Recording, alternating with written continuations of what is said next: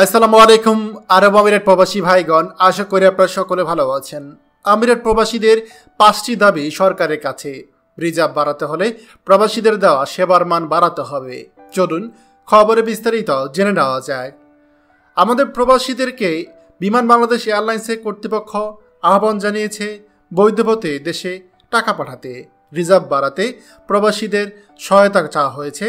এছাড়া রিজার্ভ বাড়াতে প্রবাসীদের বিমানে যাতায়াত করার জন্য আহ্বান জানানো হয়েছে। এটি অফিসিয়ালভাবেই বাংলাদেশ সরকারের পক্ষ থেকে বলা হয়েছে এবং এই খবরটা আপনারা অনেকেই হয়তো দেখেছেন। এখন প্রশ্ন হচ্ছে, আমাদের প্রবাসীদের কাছে যখন কর্তৃপক্ষ বলে রিজার্ভ বাড়াতে প্রবাসীদের বিমানে যাতায়াতের আহ্বান জানায়, আমাদের প্রবাসীদের অবশ্যই সেই দাবিগুলো মেনে নেওয়া উচিত। কিন্তু এই দাবিগুলো মেনে নেওয়ার আগে আমাদের প্রবাসীদেরও কিছু দাবি আছে, যে দাবিগুলো আমাদের সরকার বা ঊর্ধ্বতন কর্মকর্তা কর্তৃপক্ষের কাছে, যাতে করে আমাদের জিনিসগুলো যদি সমাধান হয়, আশা করি প্রবাসীরা বিমান বাংলাদেশ এয়ারলাইন্সে যাতায়াত করবে। যে 5টি দাবি আমাদের প্রবাসীদের রয়েছে। প্রথমত, টিকিটের দাম কমাতে হবে। জি, বাধ্যতামূলকভাবে আমাদের বিমান বাংলাদেশ এয়ারলাইন্সের টিকিট দাম কমাতে হবে। যদি অন্য এয়ারলাইন্সের থেকে বিমান বাংলাদেশ এয়ারলাইন্সের টিকিটের দাম কম না হয়, তাহলে প্রবাসীরা কেন বিমান বাংলাদেশ এয়ারলাইন্সে যাবে, সেই প্রশ্নটা আমাদের রইল। আশা করি কর্তৃপক্ষ বিষয়টা বোঝার চেষ্টা করবে। দ্বিতীয়ত, সময় মতো বিমান ছাড়তে হবে।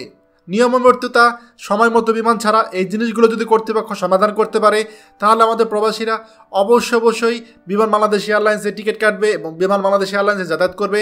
এটা আমরা প্রত্যেকে নিশ্চিত করতে চাই এবং কর্তৃপক্ষের এটা নিশ্চিত করতে হবে যে বিমান বাংলাদেশ এয়ারলাইন্স তারা সময় মতো তাদের ফ্লাইট ছাড়ছে এবং সময় মতো ফ্লাইট শিডিউল করছে।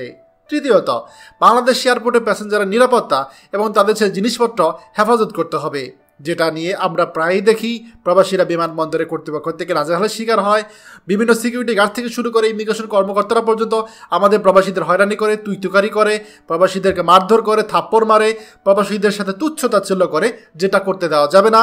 এছাড়া আরেকটা গুরুত্বপূর্ণ বিষয়, প্রবাসীদের জিনিসপত্র প্রায়ই হারানো যায়, চুরি হয়, মালামাল লাগেজ কেটে মালামাল নিয়ে যায়, লাগেজ ভেঙে যায়। এই জিনিসগুলো অবশ্যই সমাধান করতে হবে। চতুর্থত, বিমানবালা বা এয়ার হোস্টেস তাদের ব্যবহার ঠিক করতে হবে।